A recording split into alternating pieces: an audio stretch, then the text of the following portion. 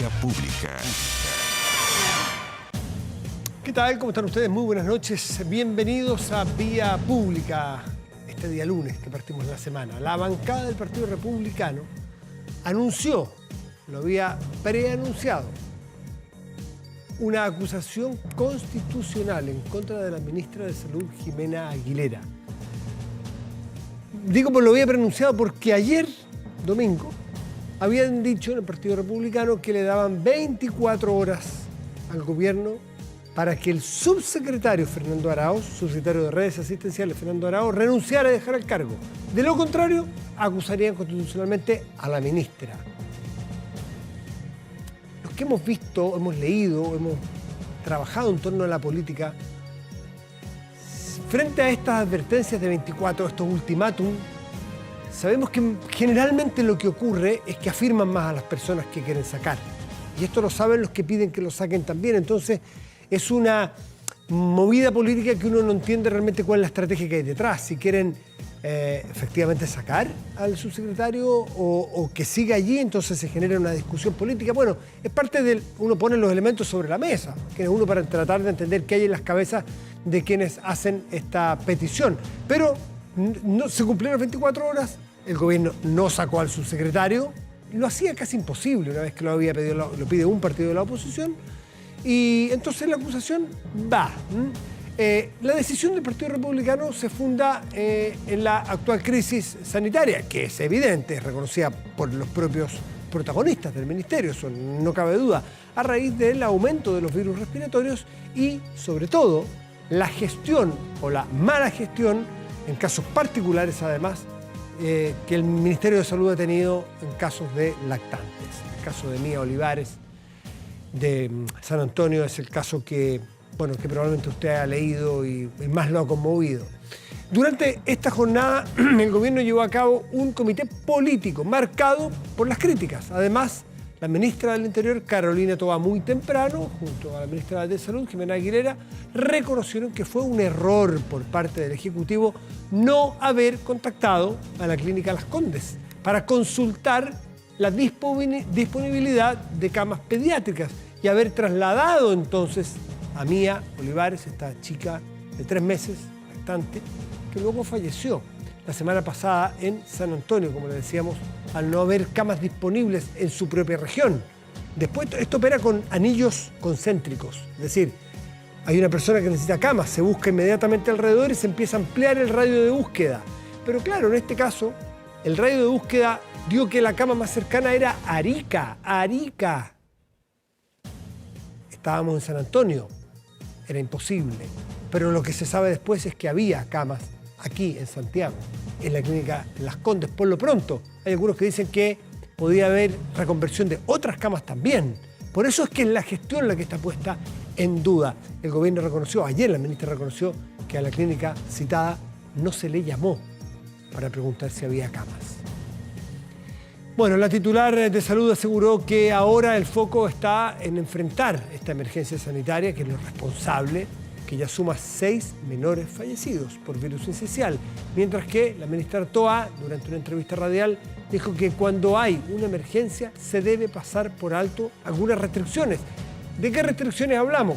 Restricciones, por ejemplo, de que en el caso de esto era una clínica, pero alguna empresa que tenga tratos o que haga potencialmente tratos con el Estado no puede hacer contratos con el Estado o venderle servicios al Estado si es que tiene algunos juicios de algún carácter. En este particular era lo laboral. Alguien que no sabía los protocolos en el Ministerio de Salud, que no se había leído el protocolo, que no se había leído las leyes o el Código Sanitario, no sabía que esa prohibición de la Clínica Las Condes para hacer negocio con el Estado, que era real aparentemente, no corría para un caso de emergencia como una cama para una lactante, que se pasaba por alto esa prohibición. Claro, entonces no llamaron pensando que ¿para qué vamos a llamar si no pueden atendernos?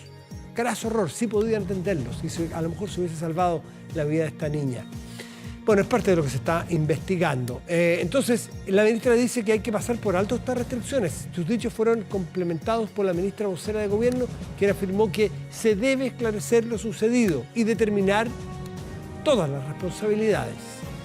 En esto, suponemos, habla de las responsabilidades directas y de las responsabilidades políticas porque cuando no opera un protocolo, claro, alguien no tuvo el criterio, o no se leyó la minuta o el protocolo, cómo se hace, cómo opera, pero hay alguien que es responsable, que no toma la decisión directa, pero sí es un jefe de servicio que tiene que hacer que las personas que trabajan hacia abajo con él o con ella tienen que conocer todos los protocolos. O hay que estar más encima en la operativa del día a día, cotidiana del protocolo, para no equivocarse, sobre todo cuando se trata de la salud de la ciudadanía. Vamos a la mesa de conversación.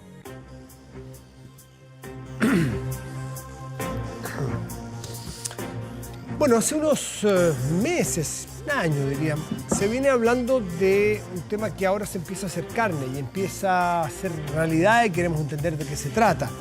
Y se trata de la política exterior de nuestro país, política exterior feminista de Chile. Por eso usted aquí a mis espaldas ve al canciller Van Claveren con mujeres. Con muchas mujeres, y uno dice, bueno, yo al principio vi la foto y dije, son cancilleres de otros países y le tocó en una cumbre justo con otras mujeres. No. En la presentación, después miré las caras y vi quiénes eran, es la presentación de la política exterior feminista de Chile. ¿De qué se trata? Bueno, Gloria de la Fuente, subsecretaria de Relaciones Exteriores, que estuvo allí, nos cuenta. Gloria, ¿cómo estás? Buenas noches.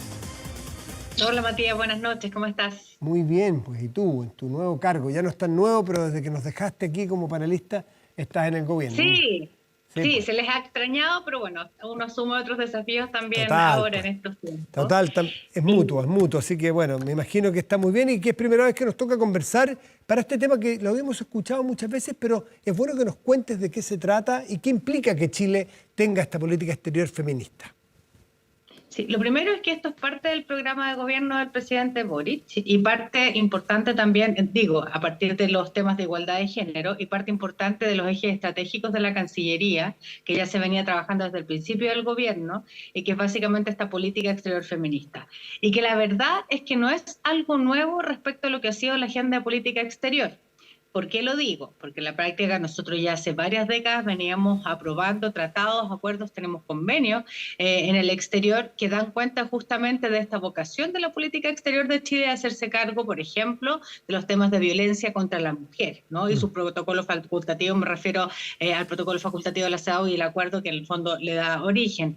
La propia plataforma de Beijing, el proceso Belén do Pará, entre otros. Es decir, la política exterior de Chile ya tenía hace muchos años el componente de género, o la Agenda 2030, por ejemplo, ¿no?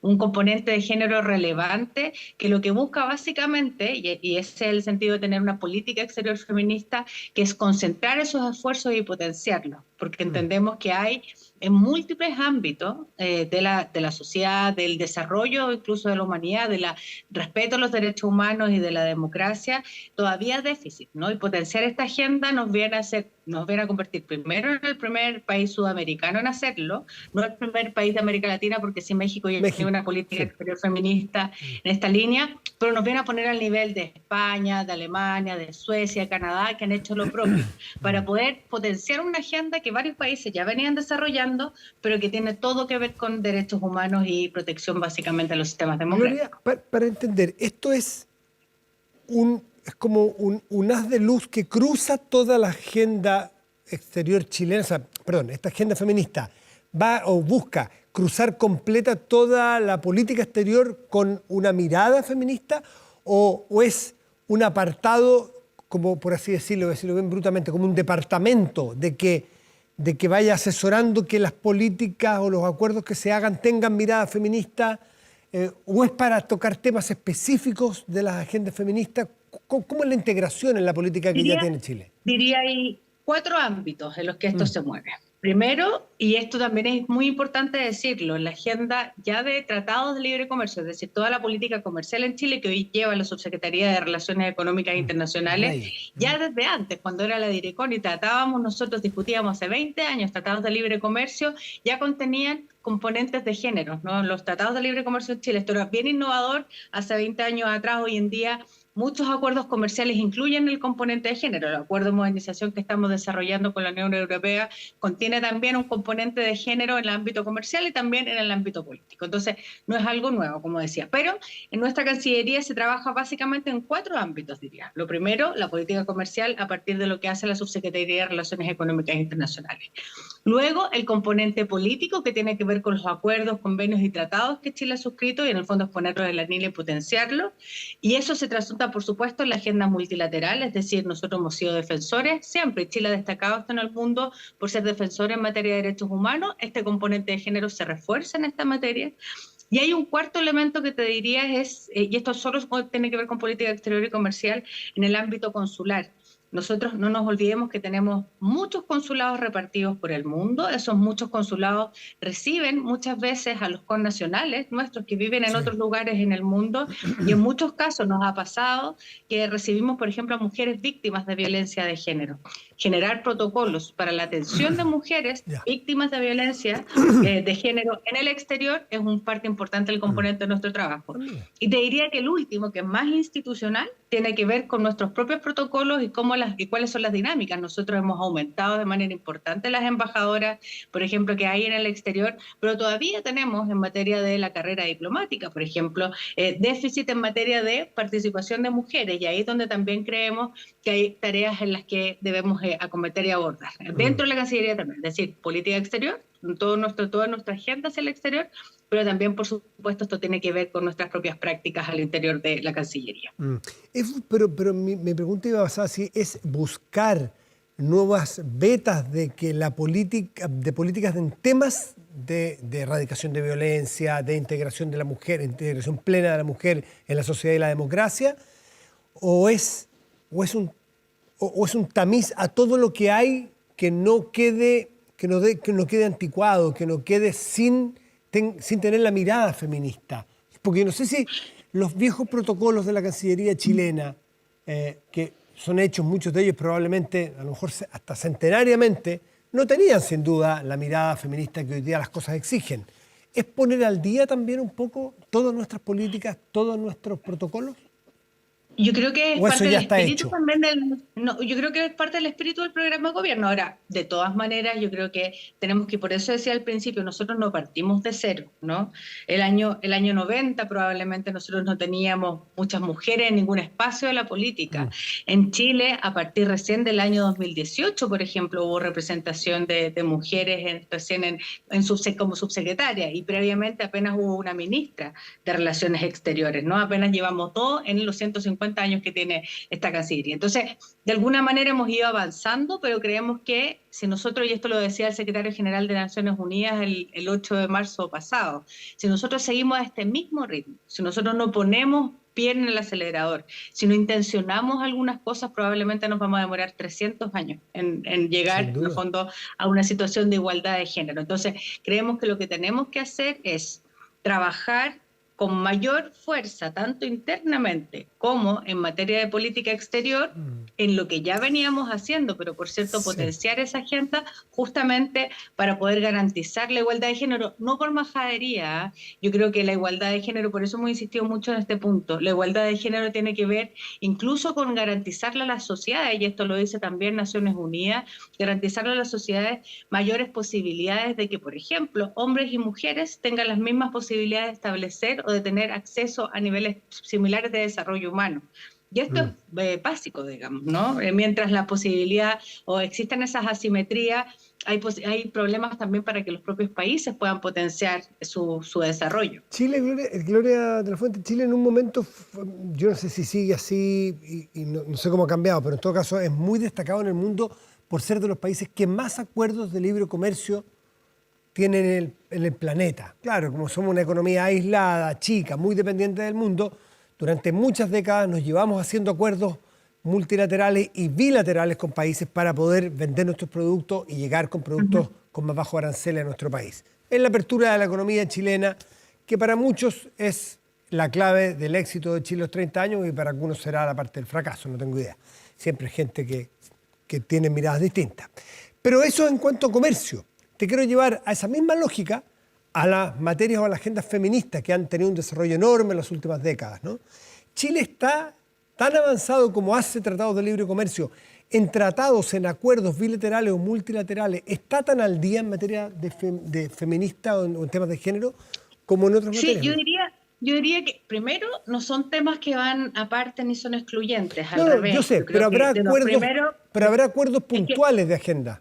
A eso me refiero. sí, lo que pasa es que es importante porque yo creo que tiene todo que ver, y te lo digo por lo siguiente, porque antes los tratados de libre comercio, que fundamentalmente tenían un foco en comercio, hoy en día han ido evolucionando también conforme han ido evolucionando las relaciones internacionales. Entonces, por ejemplo, hoy en día cuando hablamos del acuerdo, de la modernización del acuerdo con la Unión Europea, que es tan importante para nosotros, se ha hablado mucho de esto, Claro, tiene totalmente. componentes tanto de comercio como políticos, ¿no? Y lo mismo pasa con el CPTPP, que en el fondo también son acuerdos comerciales, pero que van mucho más allá Ok. solo del comercio, ¿no? Se Tienen también complejizan. componentes. Exacto, se Sí. complejizan porque las relaciones internacionales se complejizan. Entonces, Ah, esto va más o menos en la misma línea, nada más que, y de hecho hemos recibido muchas como consultas y también mucha atención de la comunidad internacional en esto.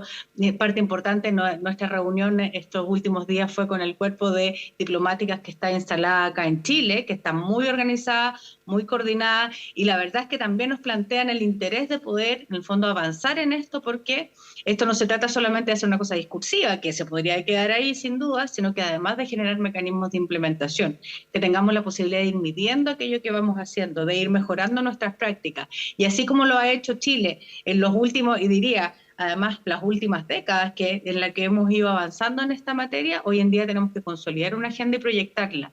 Insisto, no por una majadería particular, sino que porque creemos que está esto en la base de la posibilidad de generar mejores mecanismos de desarrollo para hombres y mujeres y con una mirada perfecto.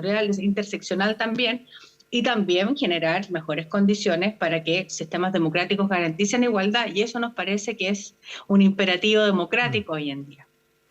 Gloria de la Fuente, muchísimas gracias por esta conversación y que te vaya muy bien. Un gusto. Muchas gracias, Matías, que esté Que te muy vaya bien. bien. Chao, chao. Hacemos una pausa Chao, y chao. volvemos. Espérenos.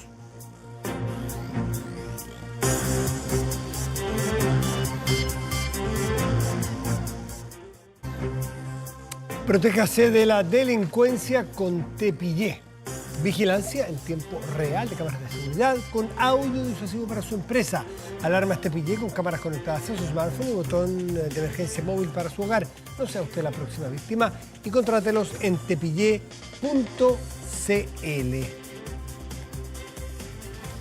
Quería vivir 150 años. Un hombre que la verdad que en apariencia logró todo lo que quiso.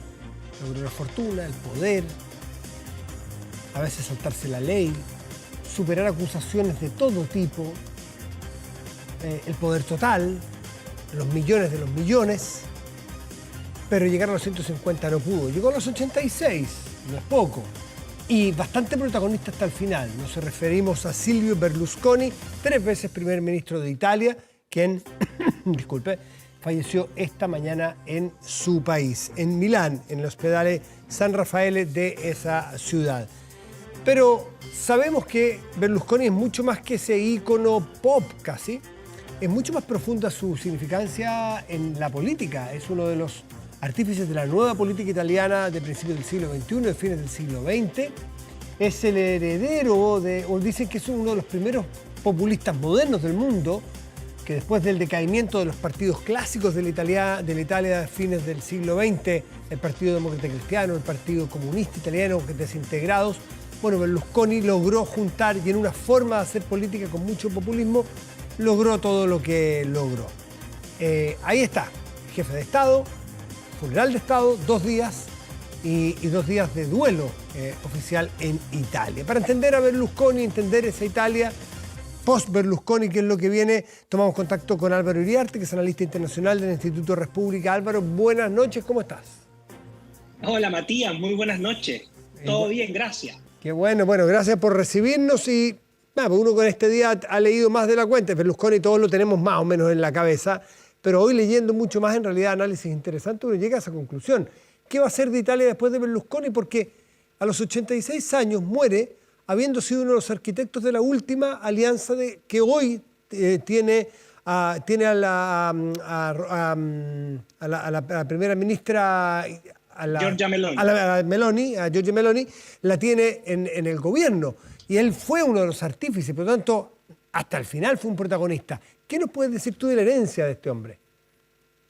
Bueno, fíjate que hoy día apenas ya se tuvo la noticia oficial, en los medios italianos principalmente y algunos medios europeos, comenzaron a revisar un poco en extenso, y va a seguir esto un par de días, pero yo me atrevería a decir dos ideas centrales, Matías, que son relevantes. El primero, tú mencionaste, y yo le quiero agregar una colita a lo que tú dijiste, que redefinió la nueva política europea después del colapso de los partidos tradicionales por el escándalo de las manos limpias, ¿no? Donde la democracia cristiana, claro, el Partido Socialista, el Partido Comunista, el Partido Liberal, donde en el fondo el año 90, en los comienzos de los 90, pero el año 93, se ven todos envueltos en medio de estas polémicas de corrupción y que en el fondo produce un verdadero vacío de poder, porque termina por eliminar a los actores que llevaban 48 años desde la Segunda Guerra Mundial, desde la instalación de la República,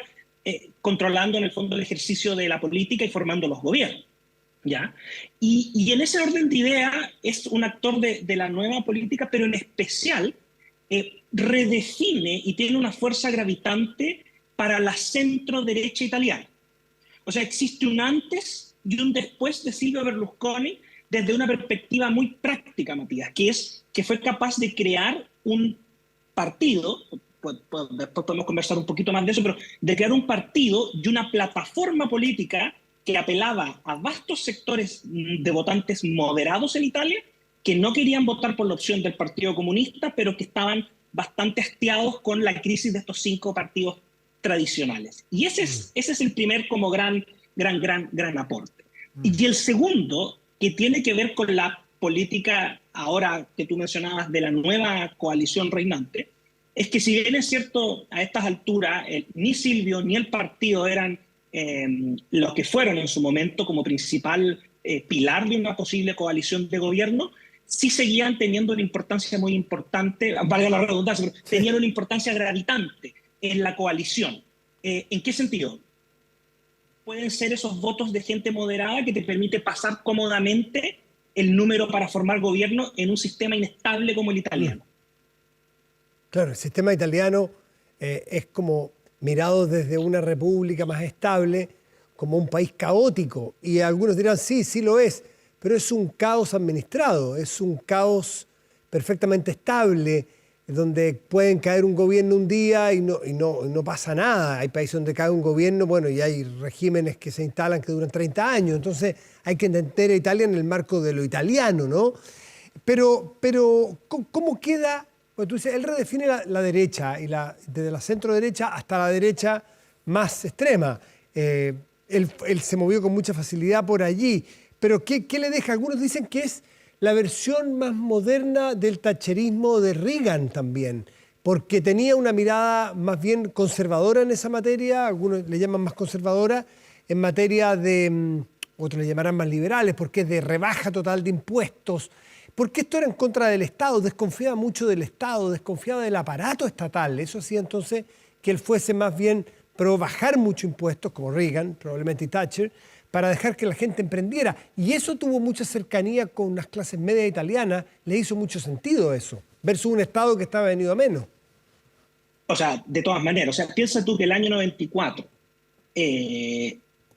cuando monta Silvio Forza Italia, que va a ser el vehículo de trabajo, lo montan de la nada, lo financia a través de su fortuna personal y otros grupos de donantes, y ese partido logra quedarse el año 93 en la elección general con lo que es el primer gobierno de Berlusconi, claro, muy breve, del 93 al 94. Dos comentarios al respecto. Lo primero, efectivamente, Forza Italia, si tú revisas la declaración de principios original y lo que fue su primer etapa, hasta el año 2009, que te voy a contar ahí una anécdota interesante, pero es una mezcla que recibe, efectivamente, trata de canalizar esta misión que se llama generalmente liberal-conservadora, sí, Libcon, que tiene ciertos elementos de desconfianza hacia la burocracia, el exceso de burocracia y el exceso de impuestos que en el fondo impiden una mayor actividad económica o un mayor desarrollo económico en vastos sectores que no son trabajadores ni que tampoco son necesariamente quienes hacen las inversiones, sino que lo que llamaríamos clase media.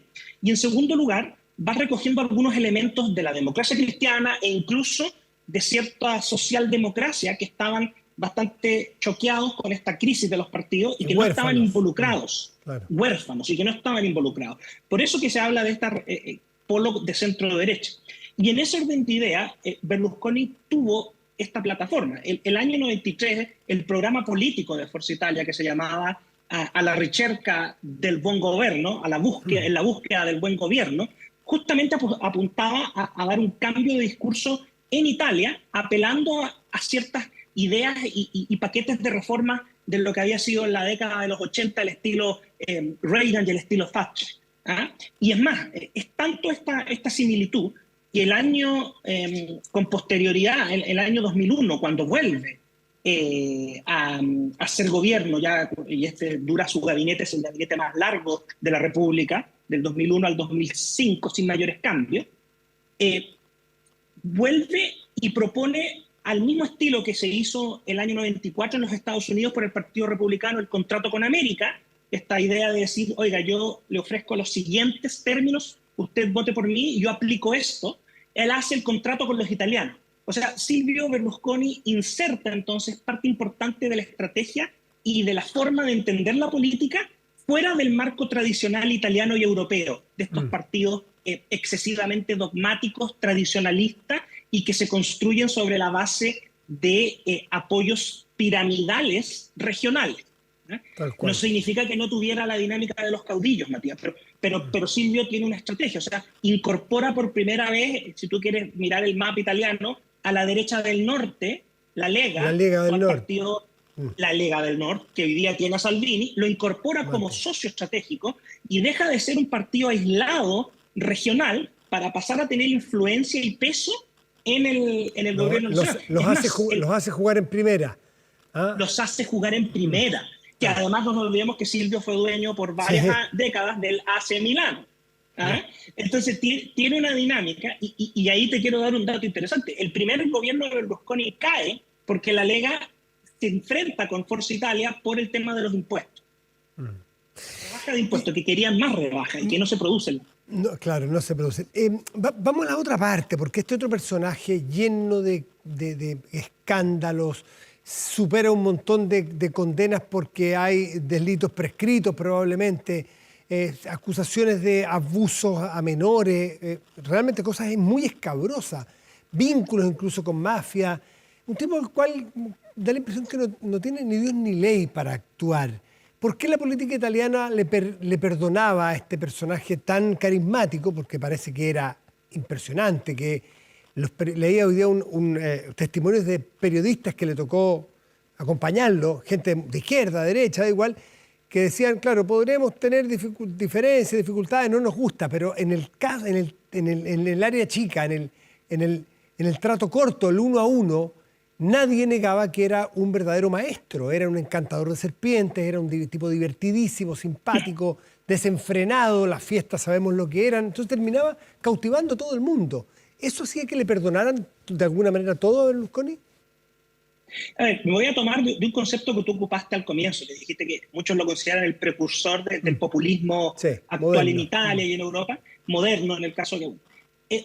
A ver, Silvio era un hombre que hizo su fortuna, partió en el mundo inmobiliario y después entró al mundo de la televisión, el entretenimiento. Mediaset se terminó transformando en un conglomerado de medios muy importante cuya única competencia real es la RAI, que es la televisión estatal italiana. Y en ese orden de idea, tanto Silvio Berlusconi, el personaje, el hombre, el candidato, y Forza Italia, que es una extensión de cierta manera de este proyecto de sociedad, se basa en dos ideas. Primero, esta historia del self-made man, tan famosa, yo me construí a mí mismo, yo trabajé, yo fui ingenioso y logré llegar a donde estoy, y se conecta con una capacidad que se anticipó a las redes sociales, que es esta dinámica de mantener una relación directa con el electorado, en especial con el electorado de los ingresos medios, sean medios bajos, medios medios o medios altos.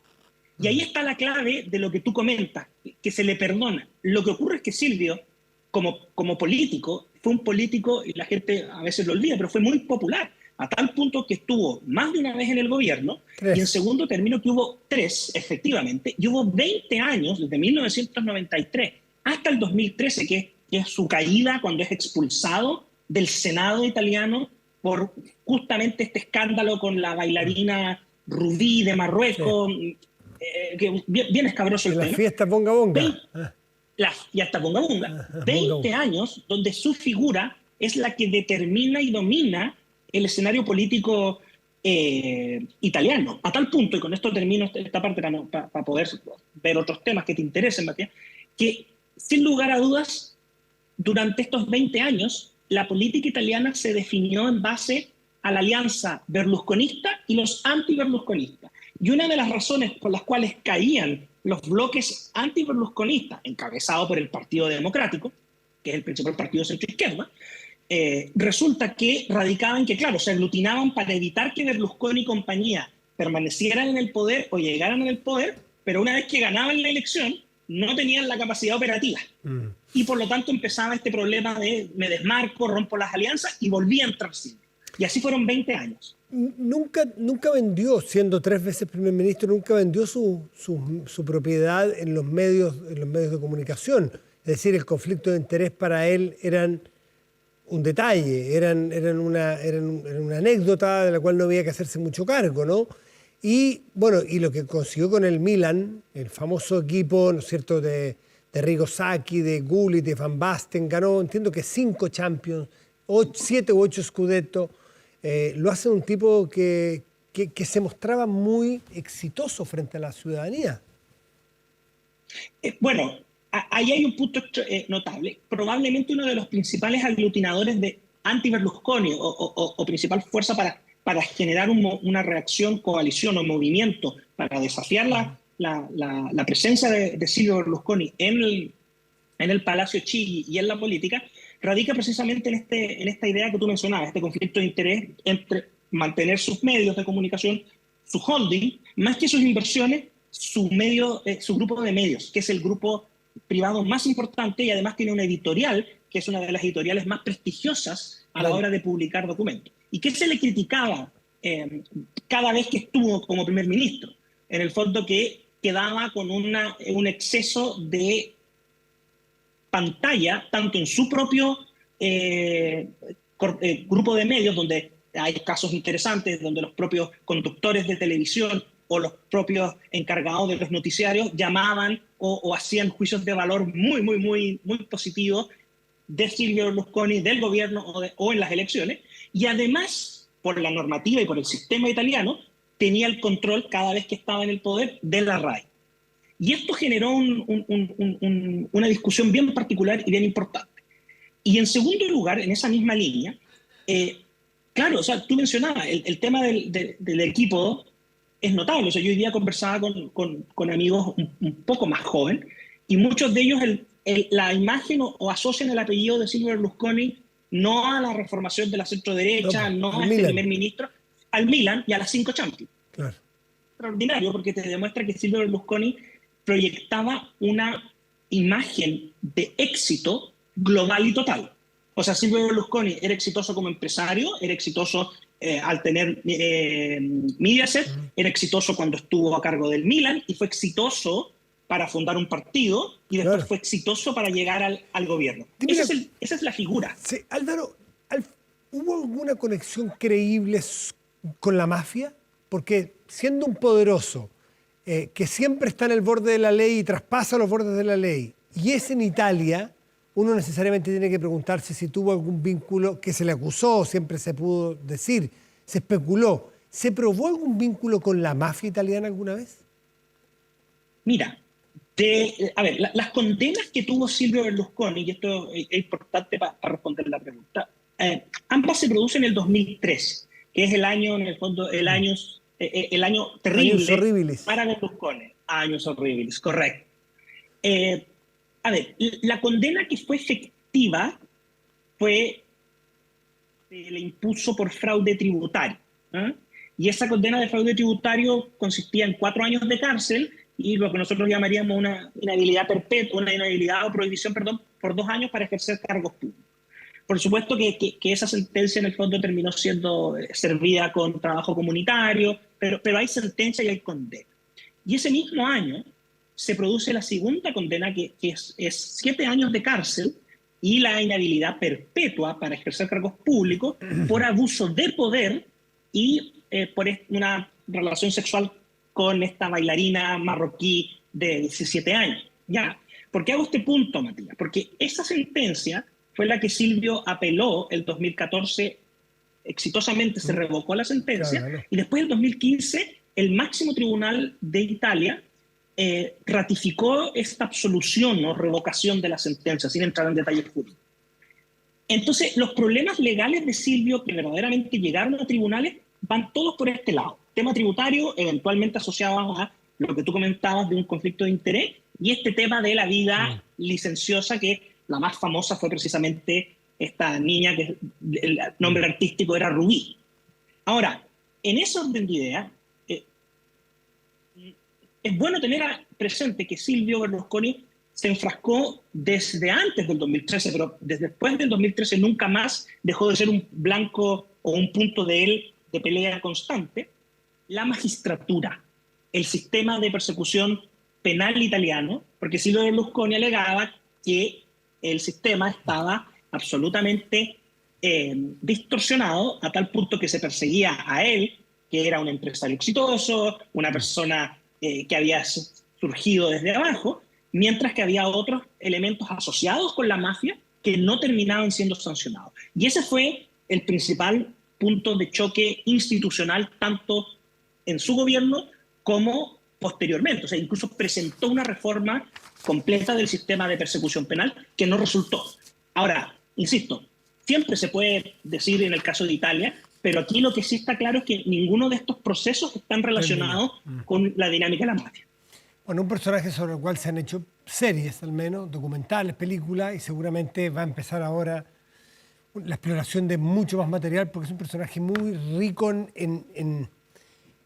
solamente rico económicamente, muy rico en facetas y muy polémico, que siempre alimenta mucho el morbo a querer saber más de estos personajes tan queridos y odiados como Berlusconi. Álvaro Iriarte, se nos va el tiempo, lamentablemente habría mucho más que conversar, te agradecemos mucho por esta conversación. ¿Tú estás en Chicago? Sí. Ah, mira, estás en Chicago. Efectivamente. La magia del Estamos cine. en Chicago. Qué bien, me alegro mucho. Bien por ti. Que estés muy bien y muchísimas gracias. Muchas gracias. Chao. Y un saludo a todos los amigos en Chile. Buenas noches. Chao, chao. Hacemos una pausa y volvemos. Espérenos.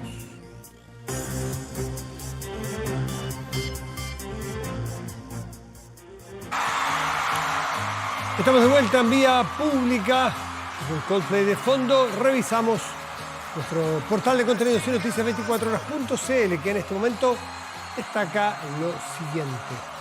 Actualiza la advertencia agrometeorológica. ¿Por qué? Por las heladas. Esto es una preocupación fundamental en los agricultores. Así como cuando no hay agua, así cuando hay alguna plaga. Bueno, las heladas son tremendas, ¿no? Pueden hacer efectos muy, muy dramáticos en las plantas, en los árboles frutales, qué sé yo. Afectará a 10 regiones y se esperan hasta -6 grados en la región metropolitana. Somos bien alegones los santiaguinos, porque hoy día hacía frío. Sí, entiendo que en Pudahuel fue más baja, fue 1,5 bajo cero cuando salimos temprano de nuestras casas. Pero 1,5 es resistible todavía. Si pensamos que en 1,5 alegamos, porque fue tema de la mañana, en las cafés, en las conversaciones, en la oficina, -6 ya me dirá usted. Así que abrigarse bien, a moverse, hacer harto ejercicio, que no hay mucho más que hacer. Entre la metropolitana y la Biobío se esperan los registros más bajos entre los días martes y miércoles. Detalles 24horas.cl. Revisamos justamente el tiempo. La temperatura de este momento en la región metropolitana es de 2 grados y 3 décimas. Casi siempre hay 11 a esta altura. Hace nada, hace muy poco. Hoy día hay 2,3. Está despejado, bueno, eso ayuda también a que haya más frío. Para mañana martes, Santiago presentará cielo despejado y una máxima probable de 19 grados. El miércoles cielo parcial y una máxima probable de 16 grados. Vamos a otras 2 regiones del país con otras 2 localidades. Ovalle, al interior de la región de Coquimbo, tendrá mañana cielo despejado, pero la máxima probable es de 18 grados, no más que eso. Ancud, en la zona norte de la isla grande de Chiloé, tendrá 8 grados mañana como máximo y cielo parcial en Ancud, Chiloé. Lo que decía que lo que escuchábamos de fondo, usted ya lo reconoció, probablemente es Coldplay. Un día como hoy, pero en 2008, Coldplay lanzó su 4º álbum de estudio con el nombre en español, Viva la Vida o Muerte y Todos sus Amigos. El disco, considerado como uno de los mejores trabajos de la banda hasta la fecha, bueno, eso ya dependerá de los expertos, pero sobre todo del gusto de los consumidores, debutó en el primer puesto de las listas de varios países y desde su lanzamiento el álbum ha sido aclamado por la crítica y ha recibido infinitos premios, incluido el Grammy al mejor álbum de rock. Su sencillo principal, Viva la Vida, se convirtió en uno de los mayores éxitos de la banda, alcanzando los primeros lugares de las listas de todo el mundo y generando múltiples reconocimientos, incluyendo el Grammy a la mejor canción del año. Coldplay es de esas bandas ya que se queda, se instala, que no requiere mucha presentación, sino más bien subir el volumen, escucharla y despedirse con ella. Muy buenas noches y gracias por venir.